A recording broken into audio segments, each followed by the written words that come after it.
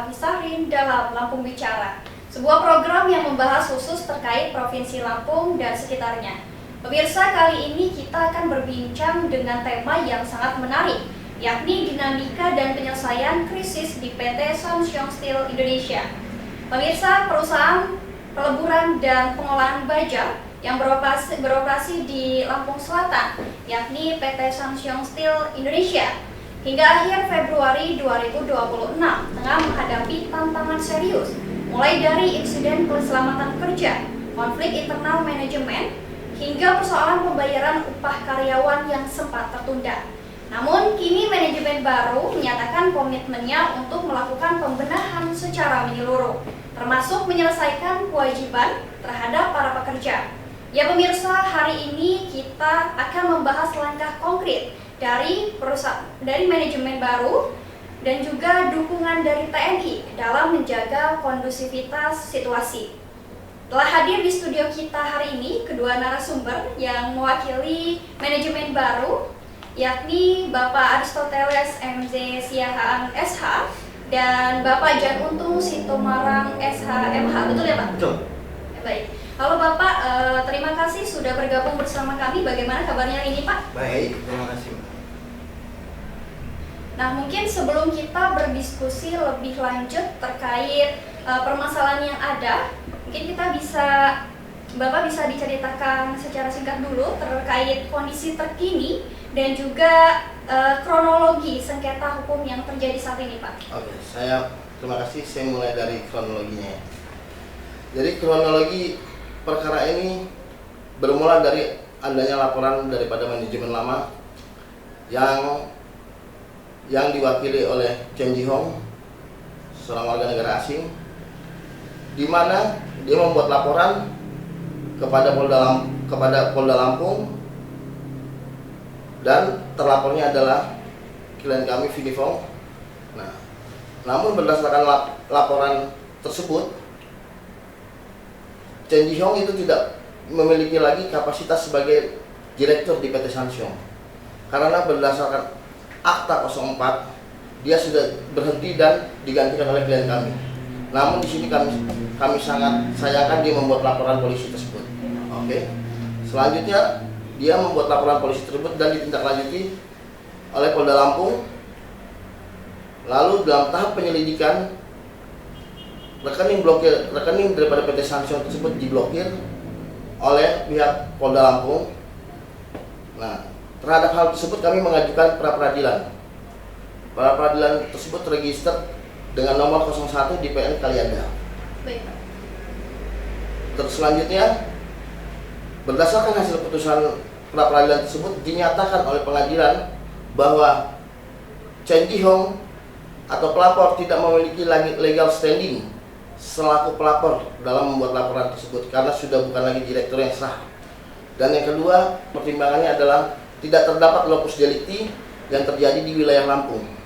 Nah, setelah perkara tersebut dinaikkan kembali pada tahap penyidikan, perkara tersebut setelah kami menang perapit, lalu Polda Lampung memblokir kembali rekening PT Samsyong.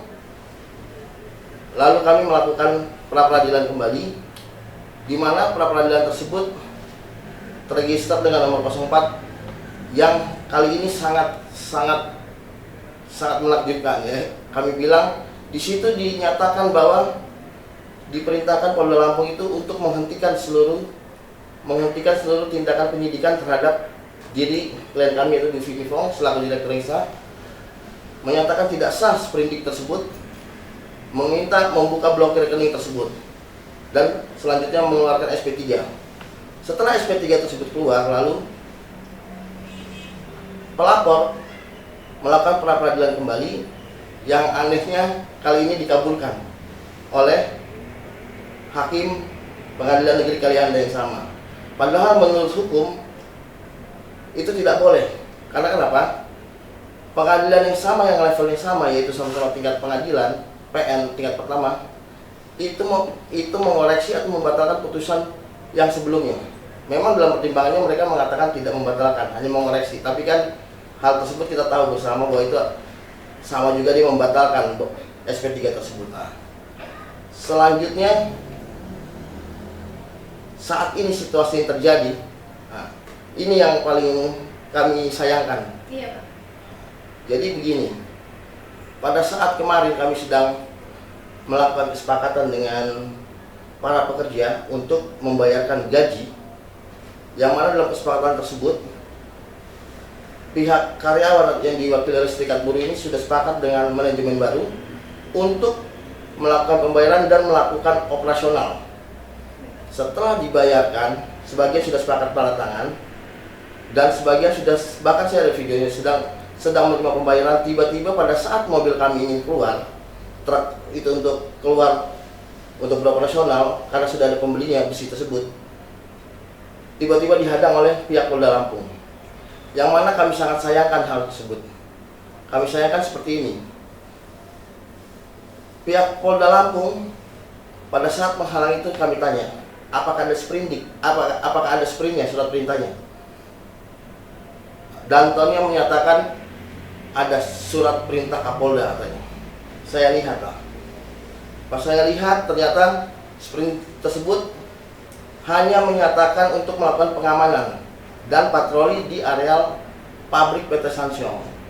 Namun anehnya justru operasional PT Sansyong ini dihalangi oleh pihak Samapta.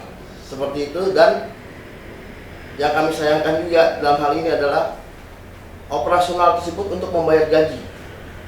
Bagaimana perusahaan bisa membayarkan gaji mereka? Kan seperti itu. Kalau operasional dihalangi oleh pihak Polda Lampung, penyidik dalam hal ini, dengan alasan adanya sprint Kapolda. Jadi kondisi saat ini operasional masih ditahan, betul ya Pak?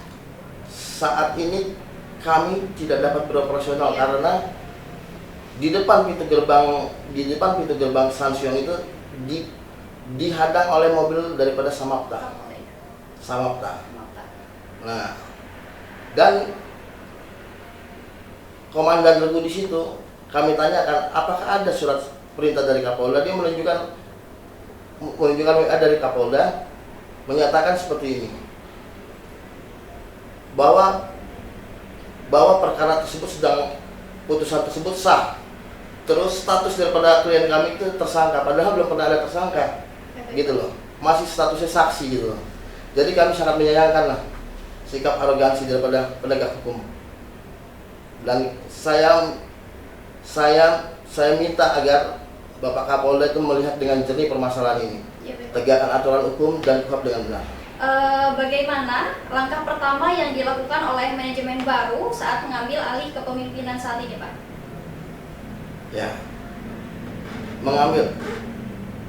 manajemen baru pada saat mengambil alih perseroan tersebut itu pertama adalah dilandaskan oleh berdasarkan putusan 720.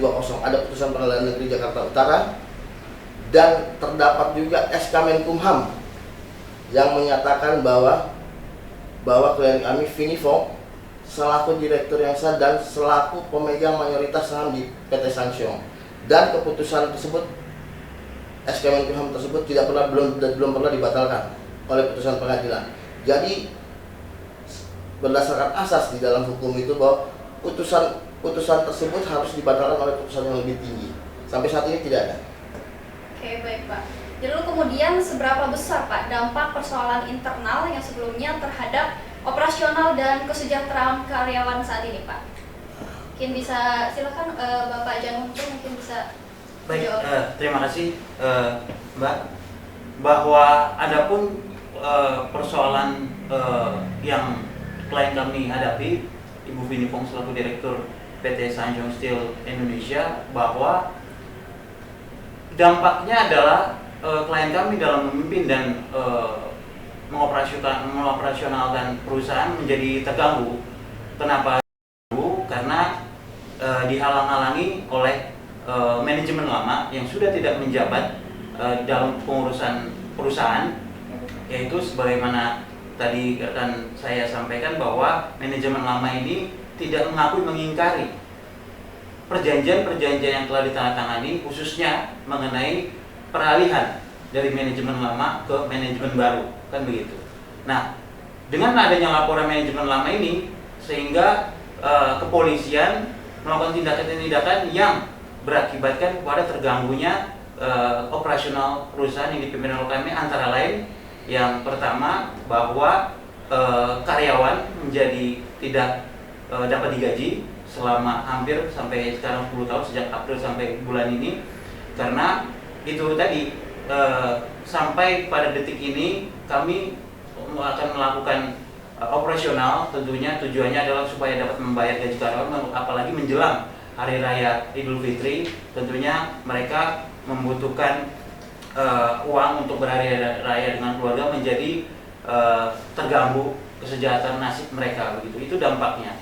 Yang kemudian perlu juga kami sampaikan, Mbak, bahwa kami keberatan dan menyayangkan sekali atas tindakan daripada Kepolisian Daerah Polda Lampung atas tindakan-tindakannya, khususnya yang terakhir ini, bahwa dia melakukan penghalangan operasional daripada klien kami PT Samsung Indonesia dalam melakukan jual beli, karena kan perusahaan kami kan jual beli besi dan baja, begitu, dihalangi untuk melakukan operasional, yakni dengan menutup akses daripada keluar masuk perusahaan sehingga perusahaan tidak dapat beroperasional, begitu. Dasar daripada mereka adalah sprint untuk pengamanan sebenarnya, bukan sprint terkait pelarangan untuk keluar masuk daripada operasional, kan begitu. Nah, selain itu juga di dalam sprint itu juga kita lihat bahwa tidak ada di situ kaitannya dengan laporan manajemen lama, kan begitu. Namun ada di sana rujukannya atas tindakan Polda Lampung tersebut atas permintaan daripada kuasa daripada manajemen lama. Nah, ini adalah menurut kami adalah indikasi keberpihakan daripada Kepolisian Daerah Lampung, dalam hal ini Kapolda Lampung, karena itu tadi bahwa seharusnya, karena sesuai dengan kode etik Polri, Mbak, peraturan Kepolisian Negara Republik Indonesia nomor 7 tahun 2022 tentang kode etik kepolisian, bahwa melarang polisi dalam menangani perkara melakukan keberpihakan, dan kepolisi dalam menangani perkara tidak boleh menghalang-halangi, ya, terlapor maupun pelapor, kan begitu. Dan itu diatur dalam pasal 10 ayat 2 huruf G dan N dalam kode etik Polri tadi. Itu yang kami sesalkan terjadi, begitu. Oke, baik. Jadi menurut Bapak dan manajemen baru ini, Kapolda Lampung ini melakukan keberpihakan seperti itu ya, Pak?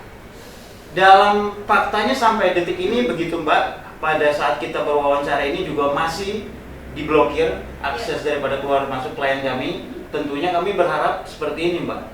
Kalau memang ada hal yang perlu di status quo-kan, tentunya bukan dengan cara menghalang-halangi seperti itu, akan tetapi melalui jalur hukum, yaitu melalui izin daripada pengadilan untuk melakukan penyitaan terhadap apakah itu pabrik, apakah itu barang-barang yang terkait dengan tindak pidana. Sampai sekarang kami belum menerima atau belum ada putusan terkait penyitaan itu, namun kemudian hanya dengan sprindik pengamanan itu aja, dan itu tidak sesuai dengan hukum.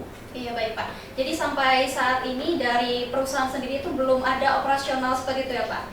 Karena ada pengamanan dari pihak Kapolda dan sebagainya seperti itu ya, Pak? Oke, baik. Karena tadinya seperti sudah dijelaskan oleh Bapak Jan Untung dan juga Bapak Aristoteles ya, Pak, bahwa kondisi PT Samsung Steel saat ini masih belum kondusif dan belum ada titik terang, pemirsa. Nah, untuk pemirsa Garuda TV dimanapun Anda berada, tetap saksikan Lampung Bicara, jangan kemana-mana karena kita akan kembali lagi setelah jeda iklan berikut ini.